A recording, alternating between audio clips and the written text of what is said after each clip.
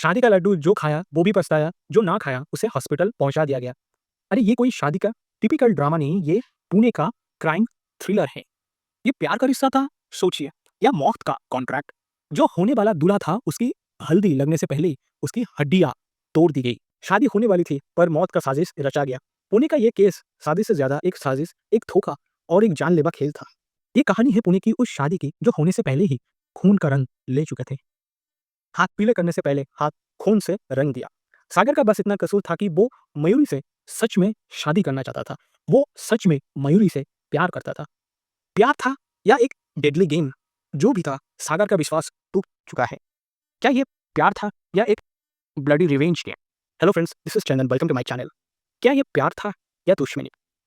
क्या आपने सोचा था कि एक शादी एक वॉर जोन बन सकती है? नहीं ना। आज हम पुणे एंगेजमेंट केस पर बात करेंगे और उन सवालों को समझने की कोशिश करेंगे जो अब तक जवाबों के बिना लटक रहे हैं। रिश्ता पक्का होने तक सब परफेक्ट लगता है, पर क्या हर शादी सच में रब ने बना दी जोड़ी होती है? पुणे का ये रिश्ता भी एकदम फिल्मी शुरुआत के लिए रेडी था। लड़का सादा, लड़की मयूरी, दोनों अच्छे घर के, दोनों के बीच में अच्छा पहचान बचपन से ही था। दोनों फैमिलीज भी एक दूसरे को बहुत पहले से ही जानती थी। मतलब सब कुछ सेट था। कोई शादी.com वाली टेंशन नहीं। मतलब आपको याद है वो अतुल सुभाष वाला केस, राइट? वैसा कोई केस नहीं था। रोका भी हो गया। वो मोमेंट जब घर वाले ऑफिशियली डिक्लेयर कर देते हैं कि बस बेटा अब तो लाइफ सेट है। मेहमान आए, तालियां बजी और दोनों ने मुस्कुराते हुए मिठाई खाई। फोटो भी खींच गई, एकदम परफेक्ट कपल बन। पर आयरनी देखिए, जिस शादी की तैयारी चल रही थी वही शादी किसी और की गेम प्लान बन गई। और मयूरी, उसको ना रिश्ता तोड़ना था ना शक्ल दिखाना, बस सागर को जिंदा नहीं छोड़ना था। अब बताइए, ये शादी थी या एक प्री प्लान्ड क्राइम थ्रिलर? अब डी डे में क्या हुआ उसके ऊपर बात कर लेते हैं। शादी की शॉपिंग चल रही थी पर दुकानों से लहंगा नहीं, मौत का प्लान उठाया गया। 27 फरवरी 2025, बस शादी के 13 दिन पहले। प्यार का महीना खत्म, पर यहाँ रोमांस नहीं रिवेंज लिखा जा रहा था। उस दिन मयूरी ने सागर को कॉल किया और बोली, मुझे मूवी देखना है, चलेगा? अब मंगेतर बुलाया तो मना कौन करे। सागर अपनी बाइक लेके निकल पड़ा एक प्यारा सा दिन बिताने। मूवी देखी, पॉपकॉर्न खाए, हंसी मस्ती की और जब शाम हुई तो सागर मयूरी को घर छोड़ने गए, एक परफेक्ट डेट की तरह। पर जैसे ही वापस लौट रहा था, एक काली गाड़ी रुकी और 4 आदमी उतर आए और फिर शुरू हुई असली कहानी।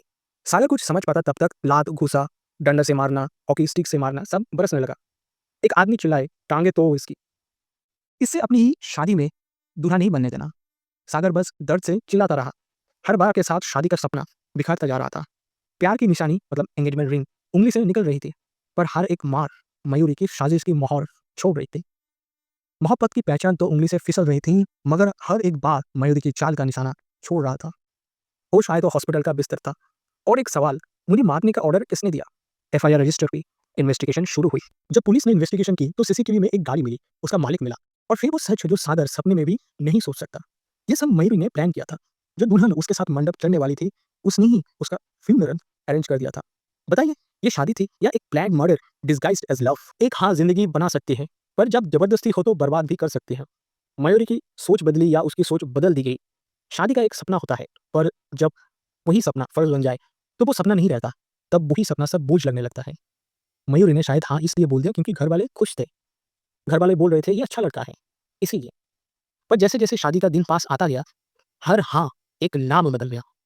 उसकी मन बदल गई, या समाज का प्रेशर इतना था कि उन्होंने अपना मन को ही मार दिया। क्या लड़की का ओपिनियन बस एक फॉर्मेलिटी है? क्या शादी सिर्फ परिवार की इज्जत का सवाल है? सोचिए। और अगर कोई बैकआउट करे तो इज्जत बचाने के लिए जान लेना भी सही लगता है? शादी तोड़ना गुनाह था पर खून करना सही लग रहा था। ये सोसाइटी का प्रेशर था या खुद की सोच की गंदगी? एक ना बोलना मुश्किल था पर सुपारी देना आसान लग रहा था। सोचिए इसको। मयूरी और उसकी एलिज्ड बॉयफ्रेंड संदीप ने 1.5 लाख दिया कॉन्ट्रैक्ट क्लियर को। ना एंगेजमेंट तोड़ने की हिम्मत, ना सच बोलने का हौसला, बस एक शॉर्टकट ढूंढ लिया। पर सोचिए, जो शादी निभाने लायक नहीं थी, क्या उसके लिए किसी की जान लेना जरूरी था? क्या हम इतने कमजोर हो गए हैं कि रिश्ता तोड़ने से ज्यादा एक जिंदगी तोड़ना या खत्म करना आसान लगता है? प्यार नहीं था तो सॉरी कह के अलग हो जाते, पर ये द एंड लिखने की क्या जरूरत थी? अब मयूरी के माँ बाप के ऊपर थोड़ा बात कर लेते हैं। मयूरी के माँ बाप सब कुछ जानते थे, उसकी पसंद नापसंद, उसकी उलझने, उसकी मजबूरी, फिर भी शादी का फैसला लिया। क्यों? बस लोग क्या कहेंगे का डर। क्या समाज का बोझ अपनी बेटी के दुख से ज्यादा भारी लगता है? जिसमें उसका दिल नहीं था, उसको जिंदगी भर का बंधन बना दिया। और अब एक बेचारा लड़का जो सिर्फ प्यार को कमिटमेंट समझ रहा था, वो हॉस्पिटल में पड़ा है, जिसका कोई दोष नहीं था, वो सजाएं काट रहा है। पर मम्मी पापा तो अब भी शांत होंगे क्योंकि बेटी की शादी पक्की कर दी थी। कब तक लड़कियों को जबरदस्ती शादी के जंजीरों में जकड़ के उनके मजबूरी से मौत का रिश्ता दिखाने पर मजबूर किया जाएगा। जब इज्जत का सवाल था तब आवाज उठानी चाहिए थी। अब चुप रहना ही असली शर्म की बात है। एक शादी, एक साजिश और एक बेचारा दूल्हा। कसूरवार कौन? मयूरी, जो सारी से बचने के लिए कत्ल करने तक पहुंच गई, या उसकी माँ बाप जो अपनी बेटी की फीलिंग्स को इग्नोर करके अपनी इज्जत बचाने में लगे, या वो बॉयफ्रेंड जो प्यार का नाम लेकर खुद गुनहगार बन गया। और असली सवाल सागर का क्या? उसने तो सिर्फ एक शादी की सोची थी, मौत नहीं। उसका दोष क्या था कि वो मयूरी से सचमुच प्यार करके बैठा, या उसने लोग क्या कहेंगे का प्रेशर नहीं जा डाला? अब उसका दुख का जिम्मेदार कौन होगा? इंसान एक दूसरे को अपनी फीलिंग्स बता नहीं पा रहे हैं, बस सुपारी देना सीख गए हैं। जब शादी जबरदस्ती थी तो सब चुप थे। जहाँ रिश्ता दिखावा बन गया और इज्जत जान से बढ़कर, क्या लोगों की बातें इतनी इंपॉर्टेंस है कि एक लड़की मर्डर प्लॉट तक चली गई? पर असली बात सागर की जिंदगी का क्या? उसकी भरोसे, उसकी उम्मीद का क्या?